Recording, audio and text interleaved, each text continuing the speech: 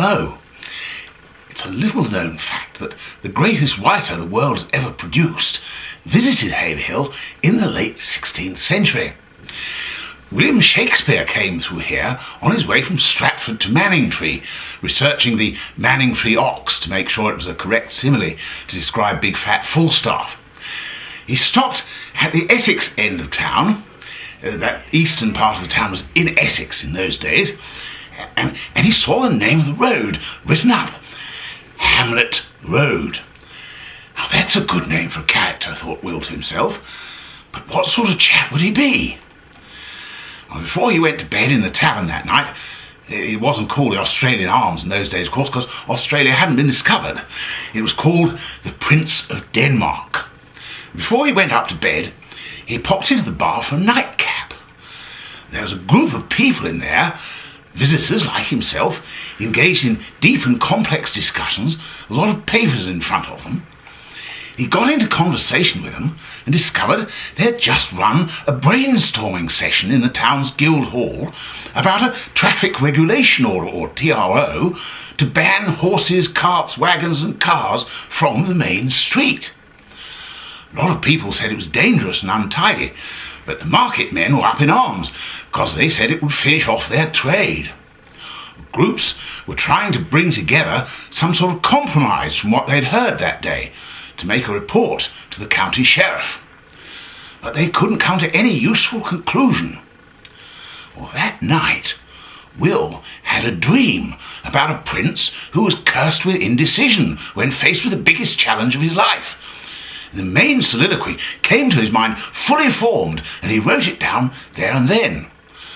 While they were excavating the site behind the Australian Arms here, which is closed down now, preparatory to some new building, someone found a bit of parchment stuffed in a metal box with Shakespeare's original version of a speech, which has since become the most famous speech of all time.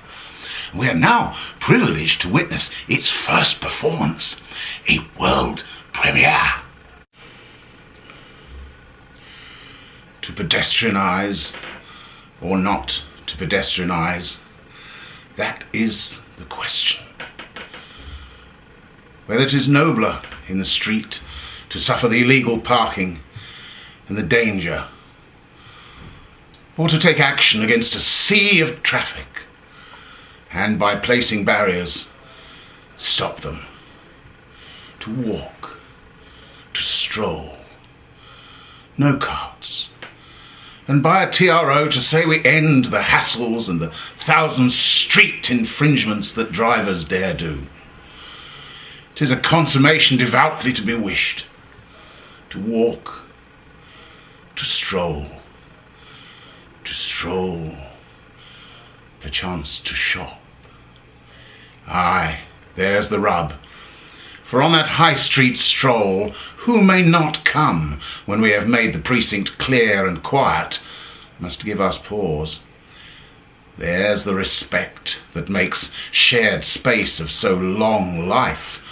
For who would bear the flouting yellow lines, the rat-run driving, pavements blocked by cars, the fraudulent blue badge, the laws in action, the insolence of motorists and the abuse that patient ticketing of the offenders takes, when we ourselves might our solution make with a bare barrier? Who would waste his time to meet and talk through 40 endless years, but that the dread of something after pedestrianisation, that undiscovered country, from whose imposition no trader might survive, puzzles the will, and makes us rather bear the ills we have than fly to others that we know not of. Thus public inquiry does make cowards of us all, and thus the native hue of resolution is sicklied o'er with a pale cast of objections, and new proposals of great pitch and moment. In this regard, their progress turn awry and lose the name of action.